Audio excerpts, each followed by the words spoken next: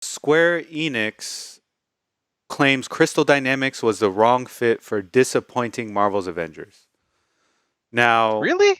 I know, and we Ah, can get into this. So when I read this, I see a cop out. yep. I see a cop out of Square Enix where it was their idea. It was their vision. They just hired Crystal Dynamics to build it, right? It I think throwing Crystal Dynamics under the bus is not useful for not only Square Enix to evaluate why it failed, but for the player base as well to ensure that they get a quality game in the future. You know what I mean?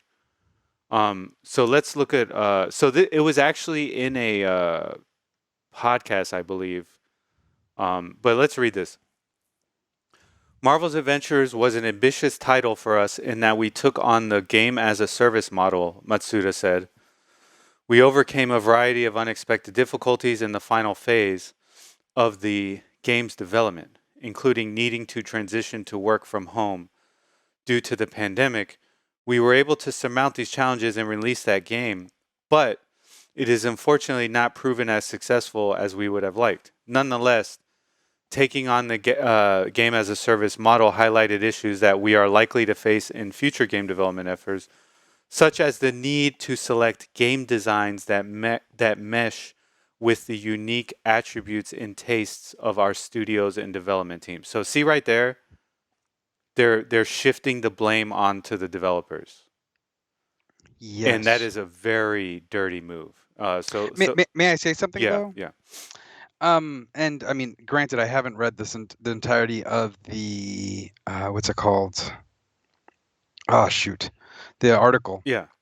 But I think this is a method of also saving face and not putting any blame on whatever Disney slash Marvel might have done in order to Inhibit the creativity of the game. correct. Yeah. Correct. That's a good point, and we can get into that. Yeah, go ahead.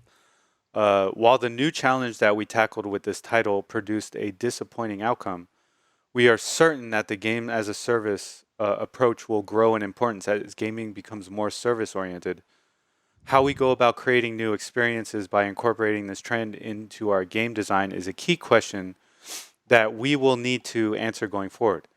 Um, so here we let's see. Crystal has always been a company that's made games in the action adventure space, he said. In that sense, I thought that it would be a good fit in terms of making a game with Marvel using the Avengers, which would naturally be an action based game. Um, so, yeah, there you have it. And also, this was another controversy. What is They put paid EXP boosts in the game. yes, but they They took just them out. removed them Yes. due to backlash. Yeah. Yes, So they but no, completely yeah. agree. Yeah, Uh, it, and it is dirty. And then there's one more thing. This is commenting from a surprising collaboration. Xbox Game Studios boss Matt Booty said that You're partnering. such a child. I know, but that name, dude, Matt Booty, said that partnering with Crystal Dynamics on Dark was a no-brainer.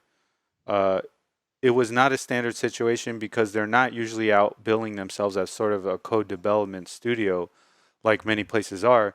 But we found a way to make it work, and I think it was through some of the personal connections that we've got. So, um, yeah, the article tries to kind of balance that negative opinion from Matsuda Yes. by saying that no, Crystal Dynamics is a good studio to work with. You just have to have good personal relations with them, right?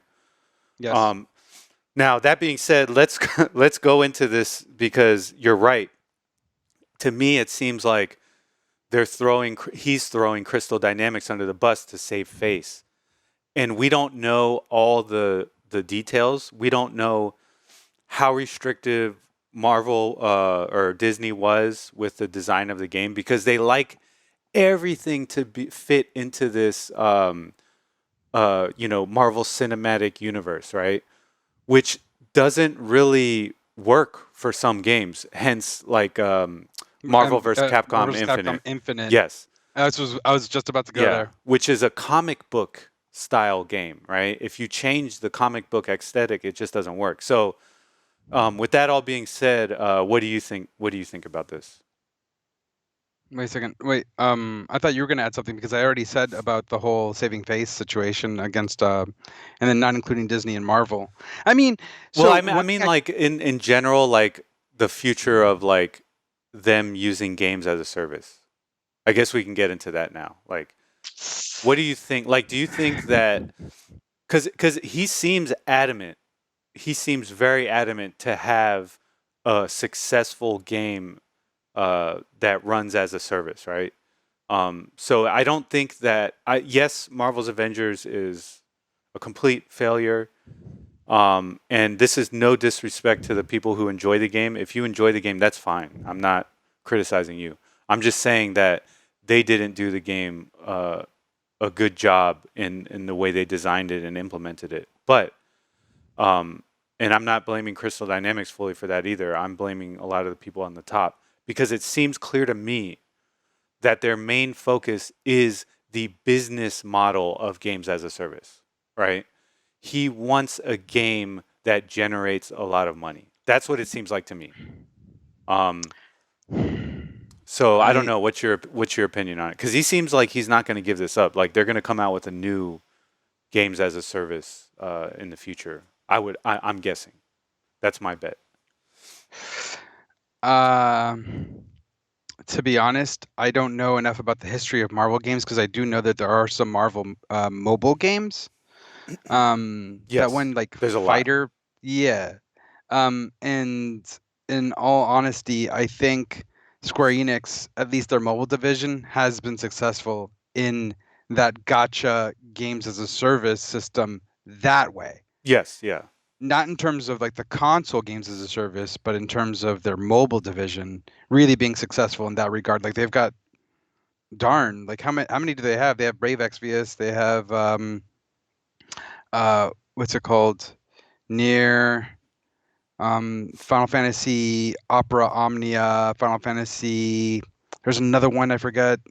yeah. Shoot. I guess I. But Oh, what Dissidia, this Dissidia, Dissidia is a fighting game. Dissidia NT or whatever it's called. Dissidia NTs was a fighting game. It wasn't like a game as a service game. I'm talking specifically about their mobile games. They have a Star Ocean one. Oh, I'm thinking of something They else, not Dissidia. they have a Record Keeper, Final Fantasy Yeah, Record Keeper. there's another one that's there. It's not this. Maybe yeah, I'm wrong with Dissidia. There's another one where it's like they have like little chibi I think characters. I think that's Record Keeper or Opera Omnia. That's it. Dissidia Opera Final Omni. Fantasy Opera Omnia. There it Yes. is. You're right. Okay. Yeah. Yeah. So I was thinking of that Dissidia. Yeah. So you're right. You're right. I guess what I'm thinking of is like you said, a PC console games as a service game. That's what I'm Yeah, thinking about. yeah, Yeah. and in that regard, they are correct. I think the actual CEO, even though it does feel dirty to hear, they are correct in that they don't have a studio that is well versed in an actual full-fledged console-based games as a service to kind of bring one that's knocks it out of the park. Like shoot, Crystal Dynamics. I loved Tomb Raider, their new Tomb Raider games. I loved Soul Reaver from back in the day. Yeah. Like those are the games where they truly shine. So I would agree to some extent that maybe yes, they weren't the correct studio to bring for this project, but at the same time, I didn't think that this project was even interesting to begin with because it was so to hear Square Enix partnering with Marvel, they chose the most Western developers in order to create games. It's like Yeah. I want something interesting like Kingdom Hearts, where they take a left turn, they give us something new and refreshing. Yeah. And that was your big point that you made last time that you know I think is an excellent point. The the way they should have done it is they should have said, "No, here's our spin on the Marvel's universe." And by doing that, it probably would have been much better. Now, that being said, have you played it? I have not even attempted to play it. Honestly, it does look bobo. Okay. I'm interested though. Though here's the thing, I am interested in their Guardians of the Galaxy, and that was also a Western developer, but the style of gameplay is different and it's more story It's focused. more story focused. It's more humorous. It's more cartoonish. Exactly. Yeah. Like these are the games that I'm interested in. I'm interested in Marvel's take with Spider-Man that came out recently. Also the new one coming out, Marvel's Wolverine, and then more recently, and these are all story focused, gameplay centered video games rather than the games as a service model. Oh wait, hold up. They're coming out with a new Wolverine game. Yeah, it was teased at the not the state of play. I forget when it was teased. It was teased recently. Okay, You don't I missed you don't that. rem- Oh, snap. I Yeah, missed no, no, that. no. It's literally it's by the same developers. It's not Insomniac who did Yeah. Spider-Man? Oh my god, dude. If Insomniac is making a Exactly. Wolverine game, count me there, man. Exactly. And it was just it's in the rumor mill, so take this with a grain of salt. But Amy Hennig, the creative director behind the first 3 Uncharted games, Yeah. is going to be bringing a new Marvel game. And it's going to be Oh, story nice. focused. And I'm thinking, yo, Uncharted, Marvel, wait a second. And I Yeah. take a step back and I think of Crystal Dynamics. I'm like, Yes. Crystal Dynamics could have done something like that. They could have Yeah. taken any kind of specific Marvel character, made it story centric, gameplay centric, take Laura Croft Tomb Raider, use a Marvel character. I don't see why that could have been a bad idea. And then actually have like a comic book writer write the story. Yes. I think that's a winning combination right there over what's going on with Avengers. Yeah, no, you're right. Now, I will say I did play Marvel's Avengers a little bit. I played the beta uh, Yes. to decide if I wanted to buy it. Okay. And it was just so boring and sterile. It was like there was like I the the the gameplay and the graphics were fine, right? There's nothing wrong with them. Graphically, it looked in terms of art direction, it looked kind of off, It kind did of it like Marvel's Capcom Infinite. yes, because but and you're right and to you would probably have to blame Disney for that, right? Because they're trying to keep that MCU aesthetic or whatever, right? But overall, like I can't say the graphics were bad, right? They weren't Yeah. bad. There's nothing really wrong with them. They didn't look they look sterile in a way, but the gameplay was fine. But it was just the whole core of the game did not appeal to me. It's supposed to be like a beat 'em up, right? Pretty Yeah. much. But you know that beat 'em ups that's tricky to make a beat 'em up as a game as a service. I just don't think it fit. But yeah, um, all those things aside, I wanted to pull this up. This is my copy of Wolverine Adamantium Rage for Sega Genesis, Nice. and this was one of my most favorite games as a kid. Now this is a repro case, um, and if you look, the actual cartridge is all You need messed to bring up. that closer, man. I can't see that. There's literally no graphics on it. See, the stickers worn off. I played That's this. definitely This that's is definitely the kind of cartridge that you need to relabel. I'm sorry. I yeah, know you don't like to relabel yeah. cartridges, but that one deserves a But little bit more love. this was one of my favorite games as a kid. This and X Men for the Genesis. X-Men for the Genesis was rough. It was I'm hard. It sorry. was It hard. was It was rough. Yeah, but but the I Savage Land level. I always got lost, and I think that's where I always quit. the Savage Land level. I got to Magneto, and Oh, I nice. couldn't beat him. I But couldn't the beat him X-Men as arcade game, now that was the joint. yeah Colossus Roar, anyone? yeah. Roar! Um, but yeah, so yeah, there you have it. Matsuda throwing Crystal Dynamics under the bus. But yeah, I think if they're gonna make the next games as a service for PC and console, they have to do a little bit deeper reflection than just blaming Crystal Dynamics.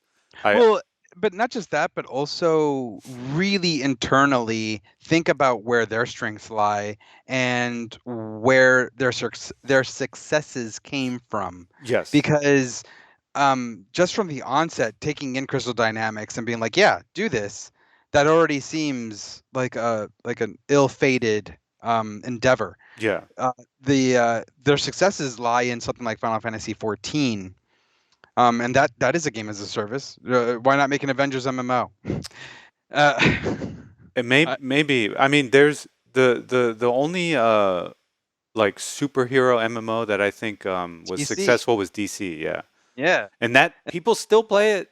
yeah, it People was fun. still play it. I Yeah. played it on the PS3 and the PS4. It was actually pretty fun. Yeah, yes. Um, it wasn't the best, and And I yeah, didn't stay for that long, but it was fun. the graphics were nothing special. I mean, but the It was gameplay, cartoony the yeah. way that it just worked. It's kind of like World of Warcraft, where it got the point across, and the way it looked was competent. It didn't Yes. look Yeah. ugly, Yeah. which I felt like because Avengers was skewing so much to the movie side of things, it looked instantly looked off. It's like, wait a second, these are hand-me-downs of Chris Evans and Black Wit, Scarlett Johansson. Yeah, It's just like, yeah. what's going on? Yeah, you're right. You're right. The voices and the way it just didn't yeah, it seemed like okay, if you're going to do MCU, do MCU, right? Yeah, it looked like you know what it's sweeted means?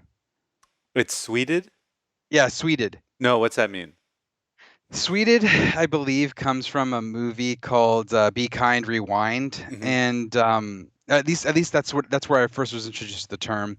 And the movie starred Jack Black and I think Mos Def. Mhm. And what they would do was they had a rental store, a VHS rental store that Jack Black had some kind of like magnetic device and accidentally wiped all of the VHS tapes Uh-huh. to the point where they were just unwatchable. So what they did was they recreated the movies by themselves with like homemade items. And so like they'd play the Ghostbusters and they'd be like a cardboard proton pack, and they Oh, would tell the story okay. and actually like record it, and people like loved their takes on it, and Okay. that was called Sweeted. Okay. So it's like really like low, like in an indie film to like the most lowest extreme. It's like that episode of It's Always Sunny in Philadelphia where they Right, it's remade. Lethal Weapon. Yes, Yes. but even worse than that. Yeah, okay, okay. All right. So it's like a sweeted version of Avengers. Okay. That makes That's what sense. I was trying to say. Uh, Yeah, and it just didn't. Yeah, whatever. yeah. But the takeaway there is I hope the Wolverine game is good. You need to look at well, there's no gameplay yet, Okay. but you need to look at the preview. The Okay. preview, it already feels like, yeah, the good Wolverine game here. You didn't bring it up, and it's in my room. X-Men Origins Wolverine, the game that came on 360 and PS3. The movie sucked, but that Yeah. game was fucking awesome, and it Yeah. was Oh, man. I have it on that was my a very modded. cool game. Okay, I have it on my modded 360. I have to play it. Yeah, no, that's a lot of fun. Okay. All right. Hey everyone, thanks for listening to this episode of Games I Speak. If you liked the episode, please like and subscribe, and we'll see you all next time.